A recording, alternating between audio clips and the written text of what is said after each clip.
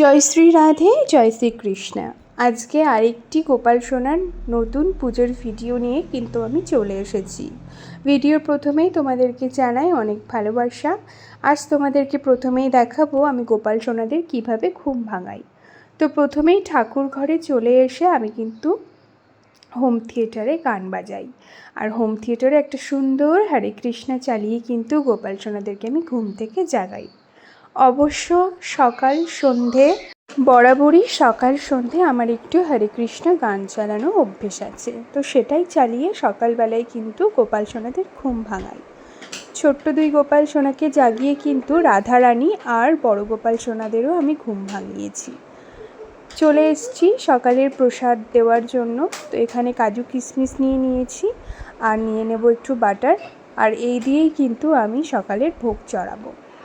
আর গোপাল সোনাদের কিন্তু ঘুম থেকে তুলেই আমি কিন্তু একটা ভিজে কাপড় দিয়ে চোখ মুখ হাত ভালো করে মুছিয়ে দিই। অবশ্য সেটা অফ ক্যামেরাই করেছি, এই জন্য তোমাদের সাথে আজ আর শেয়ার করতে পারলাম না। গোপাল সোনার প্রসাদে তো তুলসী পাতা ছাড়া অসম্পূর্ণ, তাই তুলসী পাতা দিয়ে দিলাম। এবার সবার উদ্দেশ্যে প্রসাদটা এখানটায় রেখে দিলাম। ধরিয়ে নেব একটা ধূপকাঠি আর একটুখানি প্রদীপ মানে মোমবাতি। তো সকালে কিন্তু একটু ধূপ একটু প্রদীপ জ্বেলে কিন্তু সকালের আরতিটা কিন্তু করতে হয়। সেটা অবশ্য প্রতিদিন করা হয়ে ওঠে না, কিন্তু যেদিন ভালো করে সময় পাই সেদিন কিন্তু আমি করি। তো এখানে সুন্দরভাবে কিন্তু আমি আরতি করছি। একটু ধূপ ধরিয়ে নিলাম, আর ধূপ ধরালে কি হয়, সকালবেলায় সুন্দর একটা গন্ধ সারা বাড়িতে ছড়িয়ে যায়, তো ওটাই বেশ ভালো লাগে। তো এবার এক এক করে গোপাল সোনা রাধারানী প্রত্যেককেই কিন্তু আমি বাটার আর ড্রাই ফ্রুটসগুলো খাইয়ে দিচ্ছিলাম।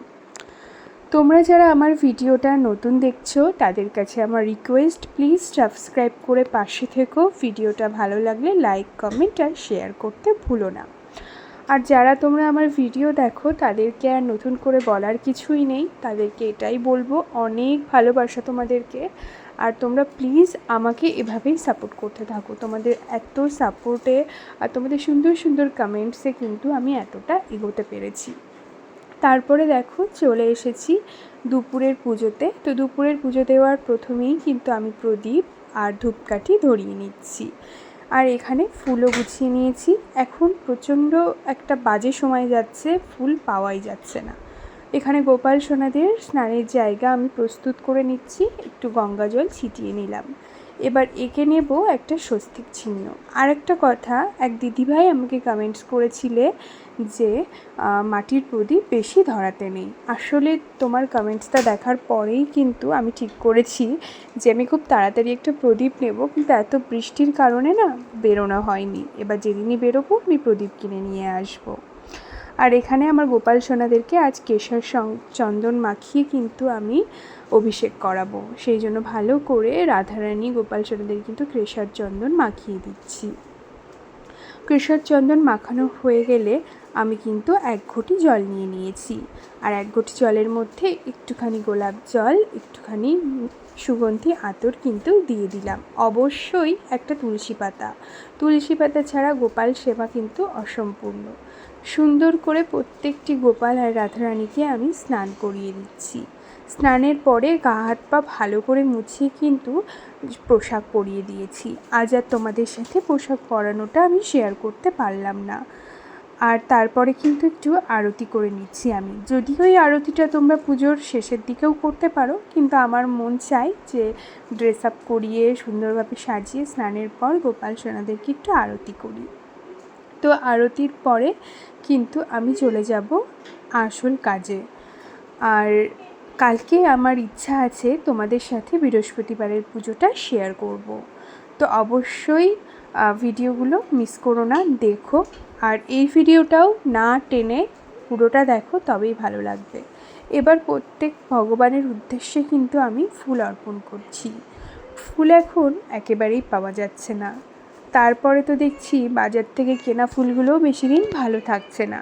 কবে যে এই ফুলের সংকট দূর হবে কে জানে।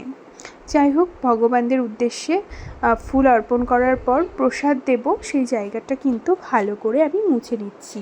মুছে নিয়ে 2টো আসন পেতে দিলাম। আসন পেতে দেওয়ার পরে কিন্তু আমি জলশঙ্খটা রেডি করে নিয়েছি। জলশঙ্খের মধ্যে কিছুটা জল, তুলসী পাতা আর একটু গঙ্গা জল দিয়ে দিলাম। এই শঙ্খ কিন্তু পুজোর সময় লাগেই। আর এখানে কিন্তু প্রসাদও দিয়ে দিলাম আমি। প্রসাদে কিন্তু অবশ্যই তুলসী পাতা দিতেই হবে। এবার আমি চলে গেলাম একটু গঙ্গা জল নিয়ে ছড়িয়ে দিতে। আর গঙ্গা জল ছিটিয়ে সব কিছু ভালো করে ওং শ্রী বিষ্ণু, ওং শ্রী বিষ্ণু, ওং শ্রী বিষ্ণু এই মন্ত্র কিন্তু উচ্চারণ করে আমি দিলাম।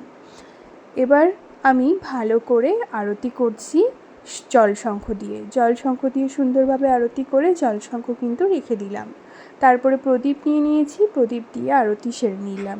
তারপরে নিয়ে নিলাম এটাকে ঠিক কী বলে আমার মনে থাকে না, তবে তোমরা যারা জানো আমাকে নিশ্চয়ই কমেন্ট বক্সে কমেন্ট করে জানিও। তারপর ভালো করে পাখা দিয়ে কিন্তু আমি আরতি সেরে নিলাম। এবার গোপাল সোনাদেরকে প্রসাদ খাইয়ে দিচ্ছি। তোমরা যারা গোপাল পুজো করো বা গোপাল পুজো দেখেছো তারা ভালো করেই জানো, শুধুমাত্র উৎসর্গ করলেই হয় না, গোপাল সোনাদের কিন্তু নিজ হাতে কিন্তু প্রসাদ খাইয়ে দিতে হয়। তারপরে অবশ্যই জল খাইয়ে দিচ্ছি। জল প্রত্যেকটা গোপাল সোনাদেরকেই কিন্তু আমি খাইয়ে দেব। আর আমি কিন্তু সকল দেবদেবীদের একই প্লেটে প্রসাদ দিই, কারণ বলে যে গোপাল সোনা থাকলে আলাদা করে সবাইকে প্রসাদ দেওয়া লাগে না, কারণ গোপাল সোনার প্রসাদটাই কিন্তু সব ভগবানরাই খায়। তো সেই জন্য আমি গোপাল সোনাদেরকে উৎসর্গ করার পর সব দেবদেবীদের বলি প্রসাদ গ্রহণ করতে। পুজো আমার কমপ্লিট, তো ভিডিওটা আর বড় করছি না। রাধে রাধে বন্ধুরা।